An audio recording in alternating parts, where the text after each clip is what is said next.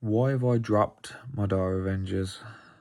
In this series, I'm going to teach you how to use each Aeldari unit more effectively. So, the Aeldari Codex came out, and for me, 10 Dire Avengers were auto-include, along with Assaman. Now, my current list that I've got made ready for potentially a tournament, I've got no Dire Avengers in there. I'm kind of on the fence with them. So let's take a look at the Dire Avenger profile. I've got Assaman in there as well because, he's the leader. You can only take him with Dire Avengers. So I'll be talking about him in my next video. But just for now, let's look at Dire Avengers on their own.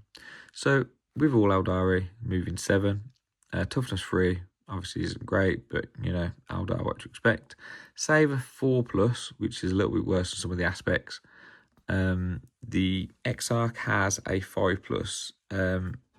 Invuln, you can give him a shimmer shield, and he will have a 4+ invulnerable save. Sorry, all the aspect warriors, all of the aspect warriors have a 5+ invulnerable save. Apologies, but yeah, 4+ and a 5+.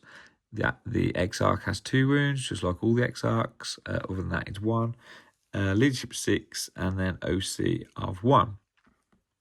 So their ability is Blade Storm. They get sustained hits when the target and unit within half range. They can only ever take shuriken catapults, so the half range is always going to be 9 inches, which is for me, 9 inches is too close for Eldar to be to the enemy. You can also take a aspect shrine for every 5 of them. I used to run them in 10, so that'd be 2 shrines. They get close combat weapons. They're not great in combat. You can have a dire sword or a power glaive. Power glaive is pretty good. But yeah, you don't really want these guys in combat. I always take the 2 shuriken catapults on the Exarch. You've got assault, so you can advance and shoot them. But again, while you're getting close to the enemy with Dire Avengers, you don't really want to be doing that unless you want them to die. But yeah, so what I used to do is I would have 10 of these with Assaman, jump them out, try and blitz a load of infantry, try and kill a load of infantry, and use Assaman's ability to wipe out anything tougher. Now that Assaman has been nerfed, and Dire Avengers has also gone up by 5 points for 5, I don't think they're worth it. The main thing for me is only the -1 AP and only 1 damage. Most things are going to get cover.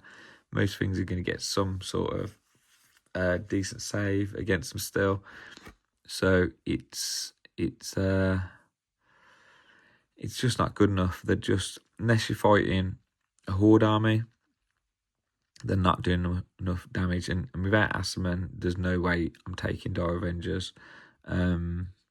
One thing they could improve is maybe if they give them OC2. I know they don't generally give non-battle line units OC2, but I feel like they could be OC2 because Dire Avengers are kind of like battle line, kind of like a mainstay in the Aeldari army. Please correct me if I'm wrong on that, but you can, in the Guardian Battle Host, they're included in that. So maybe OC2 would make them much more usable, make them pretty good, to be honest. So yeah, apart from killing hordes, they're not that great.